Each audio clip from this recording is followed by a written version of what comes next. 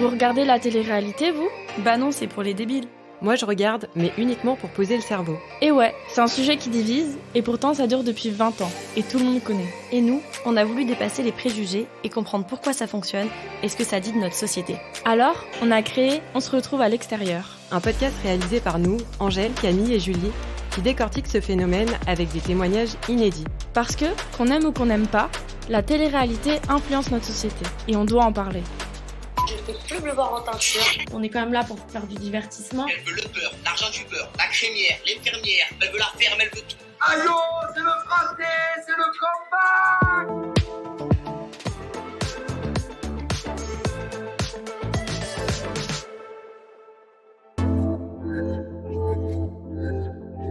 Parce que les personnes les plus à même de nous parler de télé-réalité sont les candidats eux-mêmes, nous continuons notre immersion dans la télé-réalité avec un nouveau témoignage. Aujourd'hui, c'est Luna Sky qui nous prête sa voix. Elle va nous raconter son histoire avec la télé-réalité, mais aussi les répercussions que cela aura eu sur sa vie privée. Nous allons voir que la frontière entre les deux, télé-réalité et vie privée, peut être très poreuse.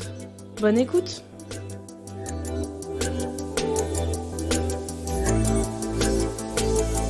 Hello tout le monde, je suis Luna. J'ai été connue, je pense, parce que j'ai fait des apparitions dans des émissions de télé-réalité française. De base, moi, j'ai quitté la France quand j'avais 18 ans pour aller habiter aux États-Unis.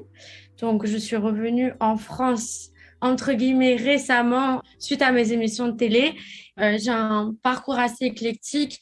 J'ai commencé très tôt à faire du théâtre. Je suis partie déjà de chez mes parents à l'âge de 15 ans. Très vite, je suis rentrée dans la vie professionnelle. Donc, j'étais en coiffure, CAP, mais j'allais pas à l'école. Je voulais que travailler. Donc, je me focalisais vraiment sur le travail. À côté de ça, je faisais des études de théâtre dans une école de théâtre pendant plusieurs années. Et puis, très vite, je me suis intéressée au côté un peu business du cinéma. Donc, j'ai étudié un petit peu la production. Par ce biais, j'ai eu l'occasion de voyager aux États-Unis. J'ai eu un gros coup de cœur pour Los Angeles. Donc, j'ai décidé de m'installer là-bas. De là-bas, j'ai commencé à faire de la musique. Donc, j'ai fait 3 écoles de production musicale. J'ai fait une école de songwriting, donc c'est des écritures de musique. Et puis, une école de DJ.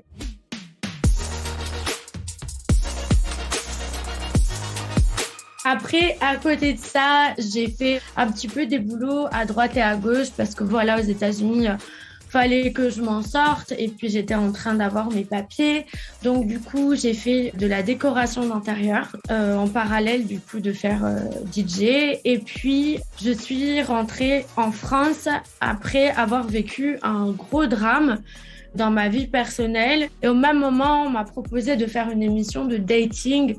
Et c'est vrai que moi, à cette époque, j'étais complètement renfermée sur moi-même. Et donc, je me suis dit que le fait de rentrer dans ce milieu, ça allait complètement m'ouvrir à un autre monde. Et c'est pour ça que j'ai décidé de faire de la télé. Enfin, c'est pas pour ça, mais c'est ça qui m'a amenée à faire ma première émission. Moi, je viens d'une famille extrêmement intellectuelle. Mon père, il est chef d'entreprise. Ma belle-mère travaille dans une banque. J'ai que des chimistes dans ma famille. J'ai grandi sans télé. J'ai grandi avec des livres et des voyages. Donc, ils l'ont pas bien pris. Parce qu'en plus, il faut savoir que moi, aux États-Unis, de base, j'avais un super bon métier. Je gagnais vraiment bien ma vie. Donc, j'avais pas du tout besoin de ça. Et mes parents, ils m'ont dit, mais qu'est-ce que tu fais ? T'as pété un câble, en fait.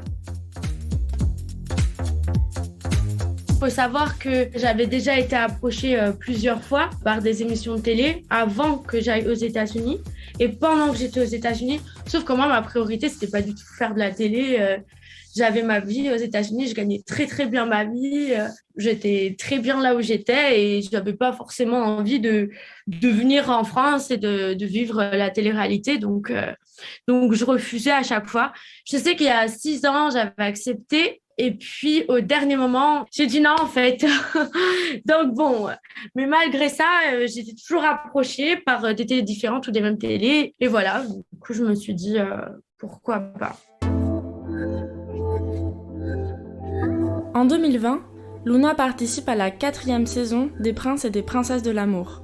C'est une émission diffusée sur W9. Le concept, candidats et candidates sont sélectionnés en tant que princesses et princes et vont se voir proposer des prétendantes et prétendantes éliminées au fur et à mesure dans le but de trouver l'amour.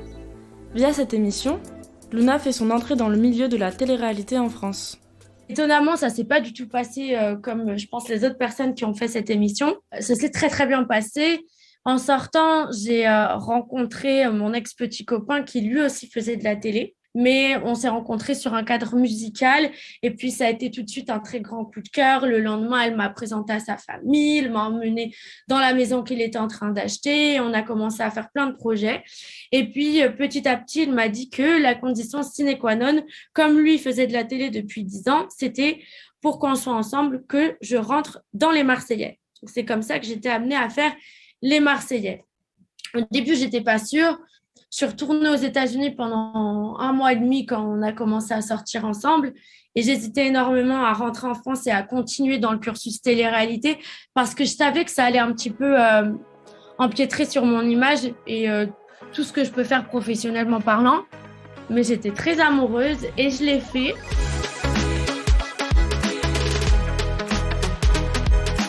Les Marseillais, c'est un programme de télé-réalité française, diffusé sur W9 et produit par Banijé depuis 2012, avec 10 saisons à son actif. Réunis dans une grande villa à l'étranger, plusieurs candidates et candidats issus du sud de la France cohabitent pendant plusieurs semaines avec au programme histoires d'amour, d'amitié, disputes, sont nés des personnages de télé-réalité qui reviennent de manière récurrente dans le programme et qui aujourd'hui connaissent très bien leur métier.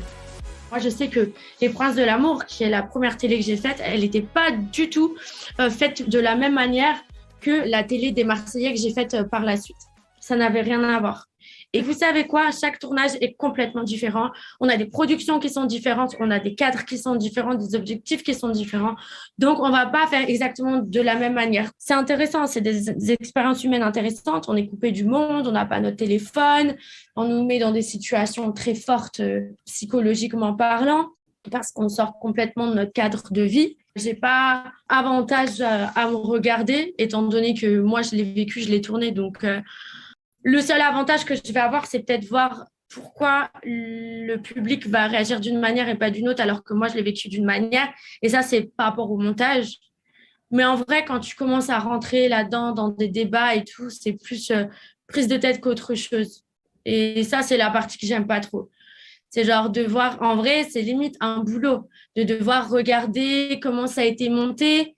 Mais en même temps, c'est un boulot qui est frustrant parce que si ça a été monté d'une manière où c'est pas vraiment ce qu'on a vécu, il faut aussi pas oublier, on est sur de l'entertainment. Il y a des personnes qui ont tendance à l'oublier. Le but, c'est divertir. Donc, on ne peut pas juste être en train de vivre notre vie et la vie est un long fleuve tranquille. Moi, si je vis mon quotidien, c'est pas tous les jours palpitant. Sauf que mon quotidien, il va pas coûter 10 000 € par jour à la production. Il faut avoir beaucoup d'autodérision. Maintenant, moi, je pense qu'il faut pas penser à son image, mais il faut penser à l'image qu'on véhicule. Et elle est là, la différence. Et il y en a, ils ne pensent pas à leur image, mais ils ne pensent pas à l'image qu'ils véhiculent non plus. Et ça, c'est pas bien.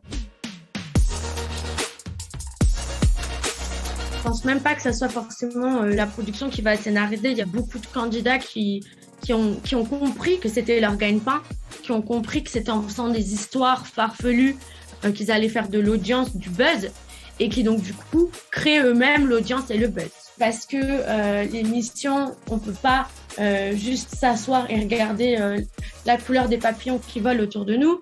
On est quand même là pour faire du divertissement.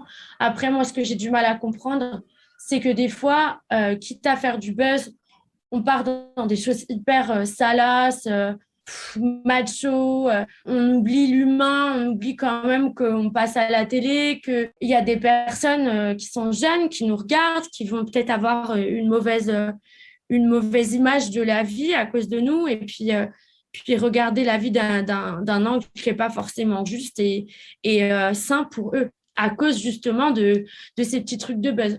Mais le divertissement, c'est bien, mais pas à n'importe quel prix. Après, pour ça, c'est aux productions derrière de savoir mettre les hauts là. On peut rigoler de tout, on peut voilà, on peut faire des trucs bêtes et tout, mais il faut aussi pas oublier que c'est divertissant, mais il y a aussi un petit peu d'éducation, quoi, parce que malheureusement, les parents à la maison, ils font pas tout ce qu'il faut tout le temps. Donc, moi, je sais que j'ai été énormément éduquée par les films que j'ai regardés, par la musique, par les livres que j'ai lus, et donc, du coup, aussi par les émissions. Même, enfin, je ne les regardais pas, mais je sais que si j'avais eu la télé, ça aurait été aussi par les émissions.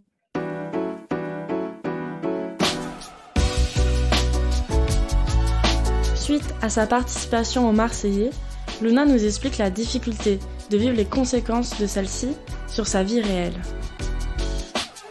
Le retour à la réalité, il est très compliqué en fonction de ce qu'on a vécu. C'est-à-dire que si on revient à la réalité avec son copain et tout, qu'on est heureux, que tout va bien, c'est génial. Si on revient avec des déceptions amicales ou des déceptions amoureuses, c'est très dur. Enfin voilà, tout dépend. Mais c'est difficile de retourner à l'état, on va dire, naturel. Moi, je sais, j'oublierai jamais quand mon ex m'avait trompée et que, en fait, ce qui est marrant, c'est que le tournage, il dure 2 semaines, mais la diffusion, elle dure 1 mois et demi. Donc, en soi, quand on est déçu de quelqu'un qui nous a trompés, on met pas 1 semaine à lui pardonner. Sauf qu'à la télé, 1 semaine, ça fait 3 semaines.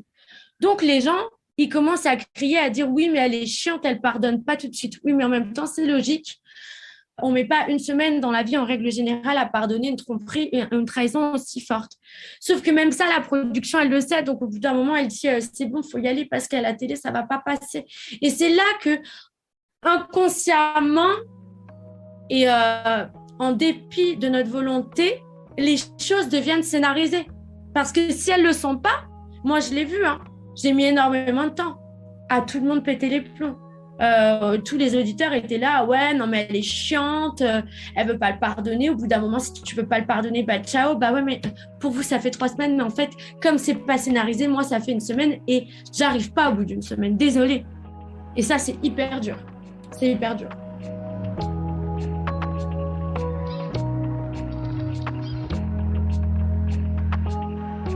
Maintenant, je regrette pas du tout, ça a été une expérience. Après ça, malheureusement, il y a beaucoup de choses qui ont tourné un petit peu au cauchemar pour moi. J'ai vécu une rupture très compliquée, des trahisons amicales dans ce milieu de par cette rupture.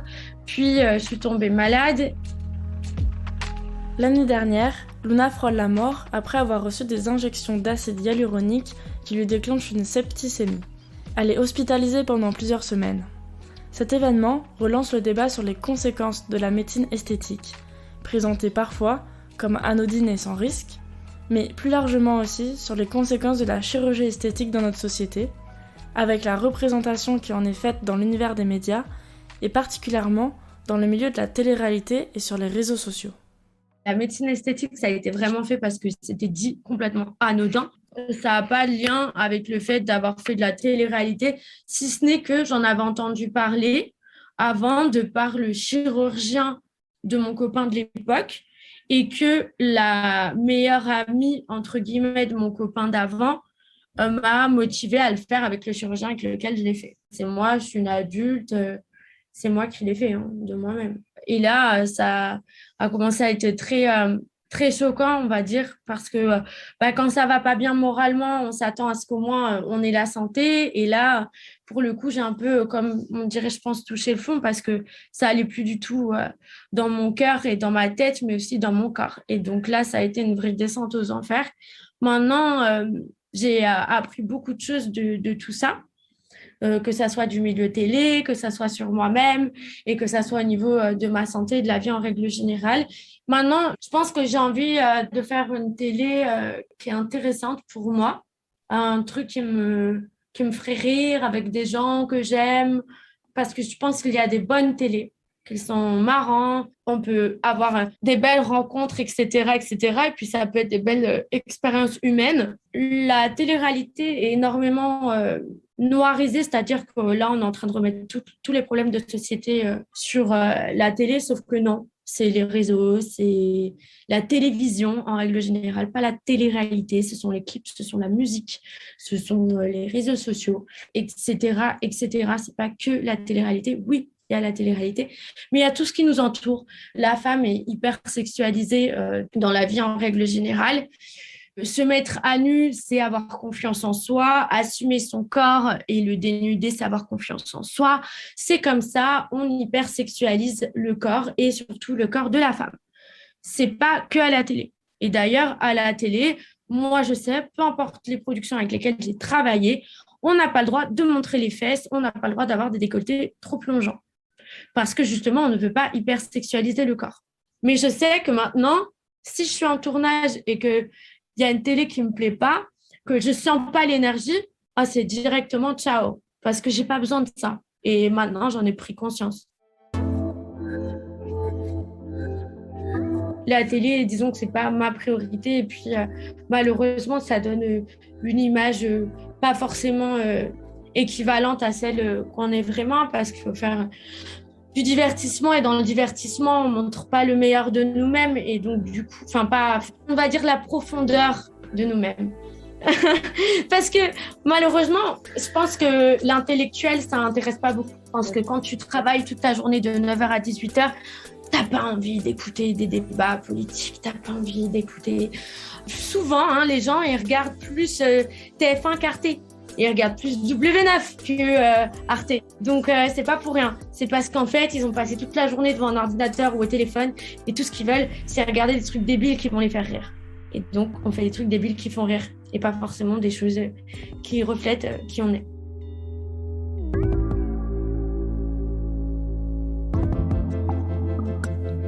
Il nous paraissait primordial d'avoir le témoignage de Luna, qui s'est retrouvée malgré elle au cœur des polémiques de la télé-réalité. D'abord par sa position de femme trompée, puis pour des graves problèmes de santé qu'elle a eus suite à de la médecine esthétique. En effet, son témoignage est très intéressant pour plusieurs aspects. Il permet d'abord de mettre en lumière une frontière très poreuse entre vie réelle et privée et télé-réalité. Elle le dit bien, la télé-réalité c'est du divertissement, et le but c'est de divertir, de faire des histoires. Ce qui est plus questionnable pour nous, c'est de comprendre à quel prix. Est-ce que le jeu en vaut la chandelle quand cela a de grosses répercussions sur sa vie privée ? Nous n'avons pas la réponse, puisque souvent, se retrouver au cœur des polémiques offre de la visibilité sur les réseaux sociaux, et donc de l'influence, ce qui peut être avantageux pour les candidats. En revanche, la problématique se tourne plutôt vers l'image que cela renvoie pour des jeunes qui regardent la télé-réalité. Sous couvert d'émissions de divertissement, peut-on tout dire ou tout faire, en dépit de l'influence que l'on a sur les jeunes générations ? Par ailleurs, son témoignage sur son rapport à la médecine esthétique permet de créer une réflexion autour de ce phénomène. Il est primordial de rappeler que Luna dit avoir fait ses injections en tant qu'adulte en pleine conscience. Ce qui nous interroge, suite à son récit, c'est la popularisation de ce genre de pratiques sans jamais évoquer les conséquences qui peuvent avoir lieu.